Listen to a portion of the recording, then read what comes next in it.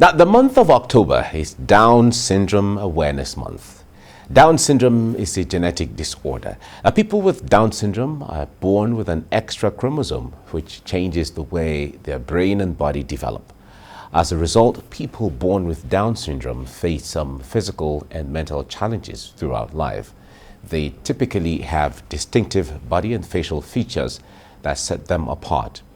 Now, though people with Down syndrome are more likely to develop slowly, they are usually very creative if proper care and guidance is given. So this month, we celebrate individuals with Down syndrome and shine the light on their abilities and accomplishments. So joining me for more on this is the Administrator, Down Syndrome Foundation Nigeria, Aanu Senbanjo. It's nice to have you join me now this morning. Good morning. Great. You're welcome. Thank you. And we also shortly will be having from the UK on Zoom the founder, More Rainbow Down Syndrome Ability Center, Adetola Makinde. We'll certainly have that as we get along. But let's start with Aanu in the studio. Now, you've been working with people with Down syndrome for so many years and helping and guiding and all of that. On a day like this, let me start with creating awareness. What areas of awareness are we creating, or should we be putting directing our attention to on a month like this? Yes, October being a month of Down syndrome awareness, I know that's like March 21st of every March, we do awareness also, which is World Down Syndrome Day. We talk about the disability itself and to get people to know what it's all about.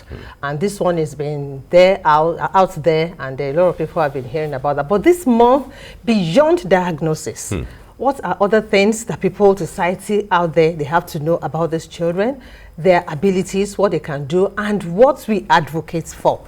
At Down Syndrome Foundation Nigeria, basically we advocate for inclusive employment, inclusive education, inclusive society. Basically, that's what we are looking at. And we have a big letter that we're looking at, connect. So when we connect in these three areas, I'm very sure we're going to have a better society. Talk to us from the window of, because you mentioned employment.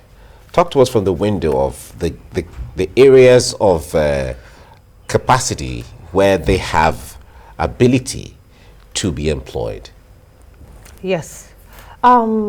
Let me start from the perception of the society about persons with intellectual disability with a particular attention to Down syndrome. Society see them as not being useful, that they cannot do anything for themselves, but we are trying to demystify Down syndrome itself, and that persons with Down syndrome can do lots more than what people think they can do. All they need to do is to put necessary measures in place, get them trained. Once they are trained, they are very good at their skills, especially when they're trained in vocational skills. They are very good at it, and they follow routine to letter. So once they get the training on this, then they can be employed in both formal, informal setting, private organizations, government organizations. They can be front desk officers. They can be office assistants. They can work as janitors. They can work in the poultry, like the foundation now. Because of this young adults with Down syndrome that we have, we set up a standard bakery. We have hairdressing salon. We have a fashion house. The fashion house where they are learning, that's where they made this thing I'm putting on now. I deliberately put it on because, yes, of this show. So, exactly. So we have a fashion house. Wow. And they're learning there. And so when they learn with all their hearts. And so they can be employed at gallery, even painting. They're very good. Music, social skills. They're very good with all these things. They can be runway models. They can be. They can do art for the ladies. They can do guillotine, makeup. We have a number of them at the center that are doing all these things. So fashion houses out there, studios, they can get them employed, and then they will be paid. Okay. All right. Let's bring in Adetola Makinde, the founder, More Rainbow Down Syndrome Ability Center, joining us from the UK. Adetola, good morning, and good to have you join me this morning. Good morning, everyone. Good morning. It's good to be here this morning. Great. Now, you have been assisting people with Down syndrome over the years, but draw our attention to what the society needs to know about these people, their uniqueness and their peculiarities, and how the society can assist them, particularly on a month like this that we're creating awareness for people with Down syndrome. Thank you very much. And I like the fact that you said you used the word uniqueness, because they're actually very unique. And, you know, and a lot of people do not understand the fact that they have abilities, they are multi-talented, and that they can thrive in an environment that is enabling. And that's what I've been trying to do, you know, since 2014, when I had my daughter was about 3 then. She was about 4 years old then. And then what I was trying to do was to let people know that early intervention really would help them go a long way in life.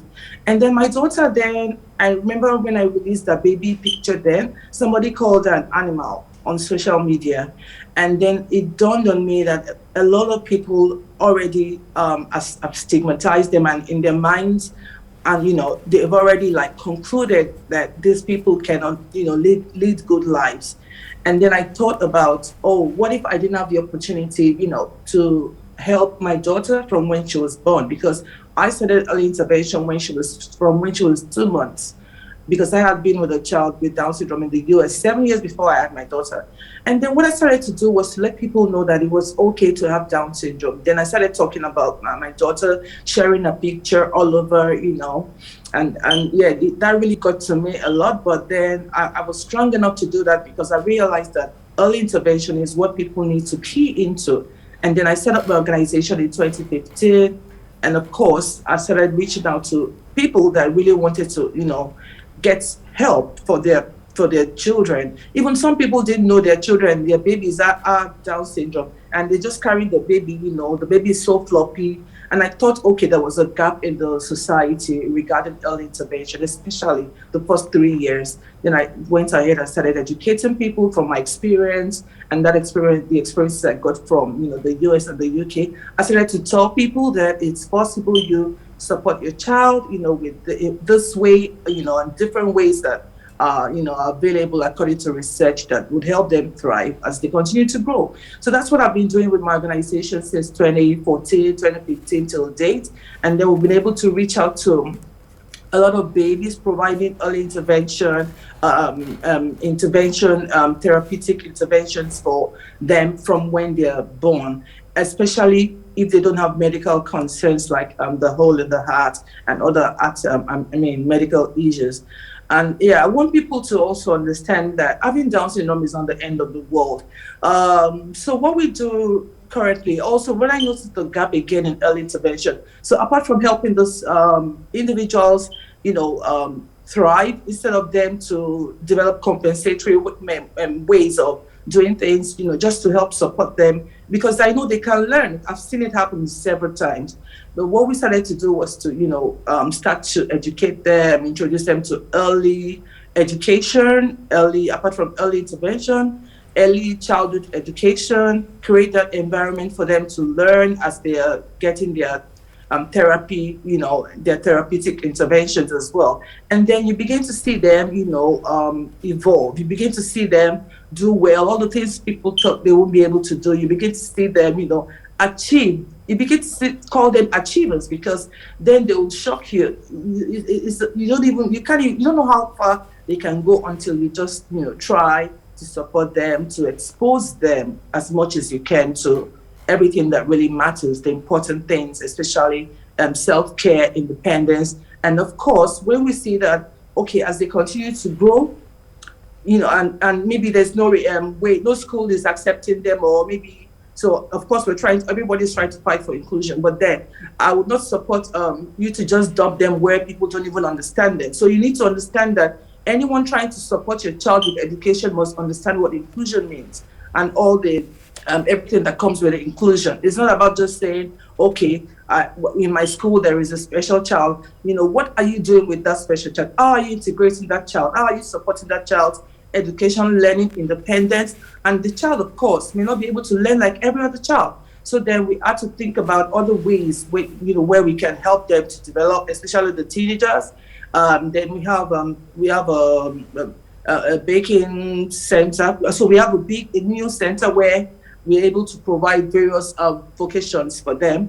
Okay. From baking to photography and all of that. All right. I'm going to ask you both on the issue of stigmatization, so we get the perspectives from all sides, but I'll start from the studio.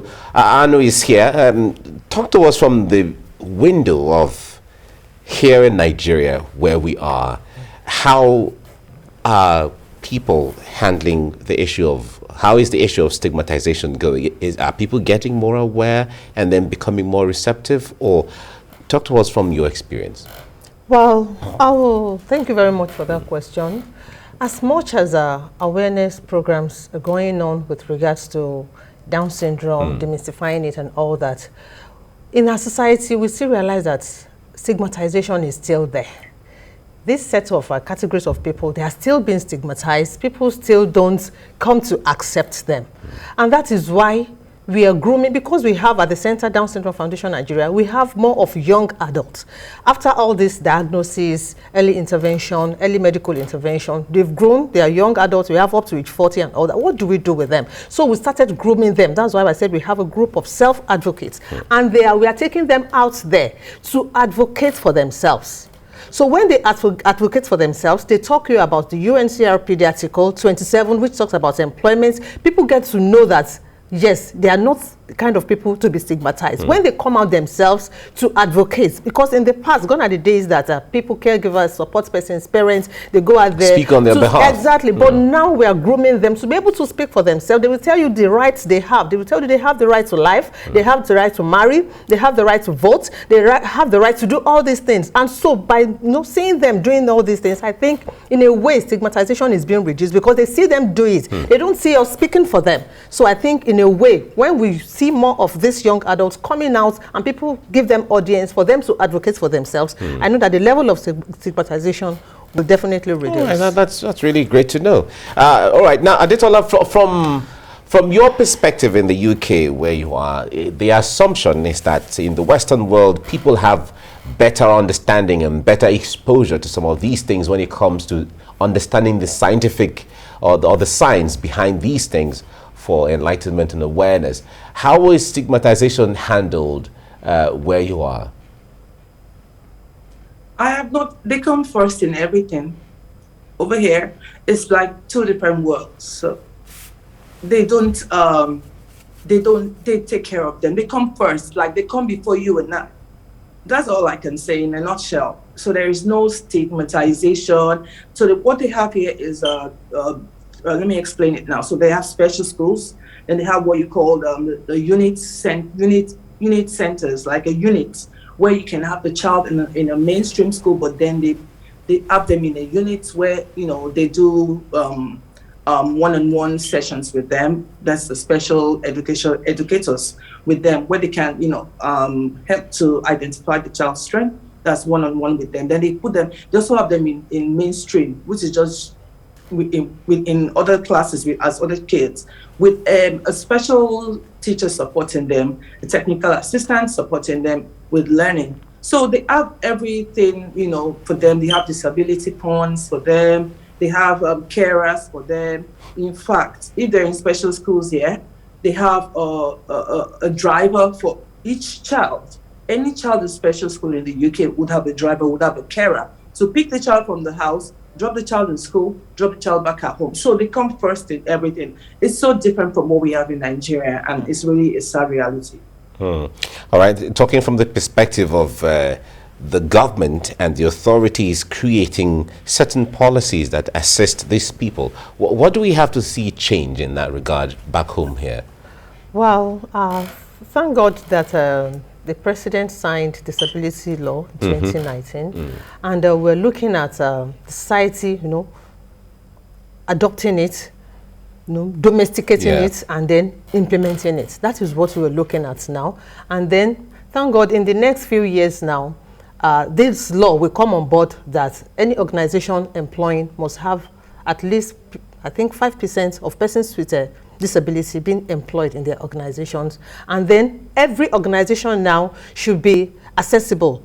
because currently we went for disability audit, accessibility audits. You know, your facility must be disability friendly. These are all the things, because very soon all these laws will come to play that they must be they must be done. All these things must be done in the law. So that is what is in place now. The government is doing. Government is trying in that regard. But that is Lagos. That is Lagos. Then generally, so you know, it's a gradual thing anyway. Because we know that Lagos is taking a step towards handling issues like that, but it's not, it may not be the same in many other states. Exactly. As much as we know that some states, you know, are trying to come up with some of these laws. Exactly. When Lagos is leading, so at least when other states, when they see what is happening in Lagos, I believe they will also want to do the same. All right.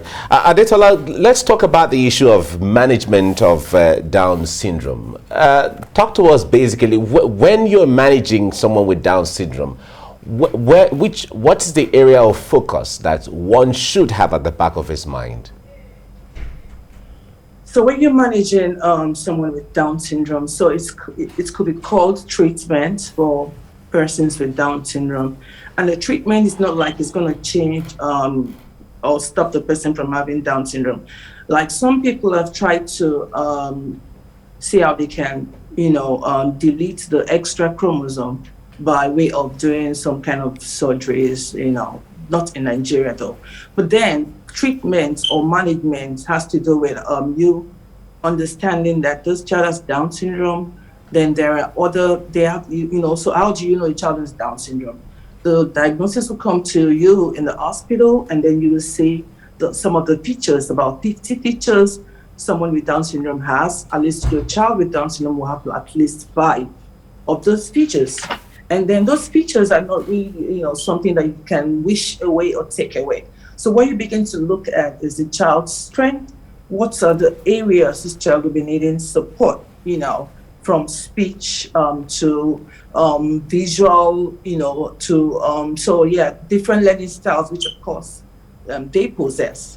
And then some of them would, you know, you need to debunk a lot of things, unlearn a lot of, you know, unlearn and relearn how to teach a child with Down syndrome. So apart from the interventions, which includes physical therapy as well, speech therapy, occupational therapy, which of course what we're trying to do is to strengthen their low tone muscles, because they have, some of them have profound hypotonia. Hypotonia is when you have low tone muscles, and then the baby is so floppy, and like, you know, and then that's me talking about babies now. So when you see that, you know, you want to engage in physical therapy, occupational therapy as the child continues to grow. Then of course, because they have learning difficulties, there are different learning styles you would like to engage them, you know, in. And then you cannot understand, you cannot say that this child should be writing by 5. You never know how far the child can go. But at the same time, you're going to be involved with doing a lot of repetitions with the child, you know, teaching, and they have their strength in reading also. So we try to explore all of those, you know, areas, because like I said, you don't know how far the child can go. So with addition, reading, public speaking, writing, you know, acting, they're very good with their hands. So treatment generally is based on individual needs. That's why we do a needs assessment for each child, because every child with Down syndrome is different. They have different needs. But the major thing I want to say here now is from when you get a diagnosis, most definitely you might need to see the physical. You might need to visit the physical therapist, speech therapist. Yeah, maybe not initially for speech, but of course occupation. There's so many things, you know, is a lot there. And of course, it's a lot because even the low tone muscle affects the oral muscles as well. Apart from making the baby look floppy, it affects the oral muscles, and that is still the same. So anywhere part of your body that has muscles, in a child with Down syndrome, definitely is affected. Mm-hmm. So it's sometimes mild to profound, and that's what affects speech as well. So some of them have speech impediment, some of them have a dual, what you call a dual diagnosis, and that is Down syndrome coexisting with any other type of condition, like any of the 13 other types of disabilities. So Down syndrome can coexist with autism. Down syndrome can coexist with epilepsy. Down syndrome can coexist with sickle cell. like that. So there is a lot you need to do as well. Of course, you don't want to neglect the health part, which involves you visiting the doctor, to see the ENT, to see the ophthalmologist, ENT ophthalmologist and the cardiologist. So sometimes it's quite a lot. Like even the orthodontists, because sometimes some of them, sometimes it's a high percentage, right? Like about 50% of them will come down with the heart disease. And of course, irregular dentition, so they need to go for dental checkup. So it's quite a lot, and it's sometimes very overwhelming. So you can imagine how some parents are trying to deal with it without getting help from the right sources. All right, talking about parents and family, Aanu, let me come to you on this. I wonder what role families have to play in management of Down syndrome. Thank you very much. In the past, quite a number of parents believe that when they have a child that has Down syndrome and they have a place to put the child, they can just abandon the child and leave them. And so as we are working with the children, to ensure they have a holistic, we're using a holistic approach to work with them. We also carry the parents along. Trainings, like this Awareness Month now, we're organizing a training for parents again, for them to get to know what to do with these children. Like Adetola rightly said, medically they have to be on top of it. The parents also have to do that, because we just did a medical outreach last week. We brought in parents. We did all sorts of tests for them. We brought in from both government and private organizations to check them. Their hearing, they did tests for them. Audiologist was around, ophthalmologist was around. We got a nutritionist, we got pediatricians, we got community health workers, all of them. So we brought in the parents too, to see how we do it, so that they can also replicate that.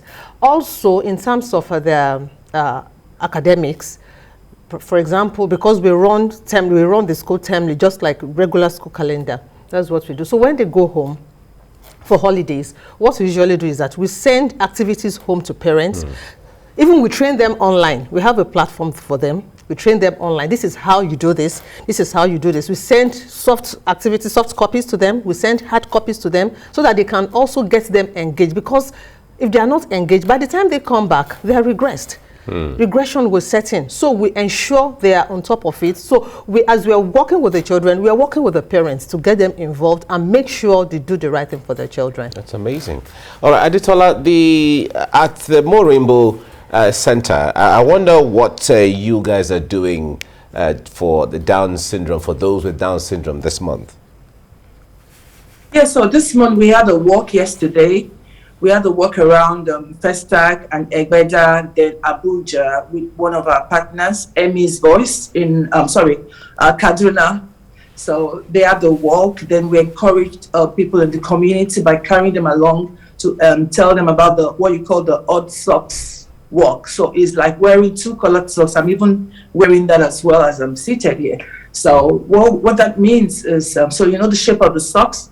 So you're wearing two colored socks. It looks funny if you wear it if you're a banker and you say you want to partake in this challenge. You wear two odd colored socks to work, and people begin to look at you as if you look weird and everything. And that's how people look at our kids. So we want them to, you want them to take a second look at you. Then you tell them why you're wearing the two odd socks, and then of course the socks is shaped like a chromosome. So and that is, that just depicts that. You are just advocating or raising awareness for people that have the extra chromosome, people that have Down syndrome particularly. And so that's about the socks thing. Then we had we called it the odd walk socks. That was yesterday. We went around Festa and Egbeda, like Kaduna, like I said. And of course, a lot of people have been joining us to post their own pictures and videos. And then we're having a talk with parents on the 28th of October as well. Like Aanu said, we have to continue to encourage parents, educate them, and let them be, it's like it's a partnership. We can't do it alone. Like even the government, you can't do it alone. So that's why intervening this way would go a long way in giving support to families, All right. to parents. Okay. And yeah, that's what we're doing. If I had known that, I should have worn my 2 colored socks today. Absolutely. All right. Thank you very much. It's not late. Yes. It's not late. You can Okay. wear it. I think I can still do something for the day. Thank you so much, Adetola Makinde, the founder of Mo Rainbow Down Syndrome Ability Center. We appreciate you for what you do. Thank you. We also thank you, Aanu Senbanjo, the administrator, Down Syndrome Foundation, Nigeria. Thank you for coming. Thank you so much. Thank you. Right.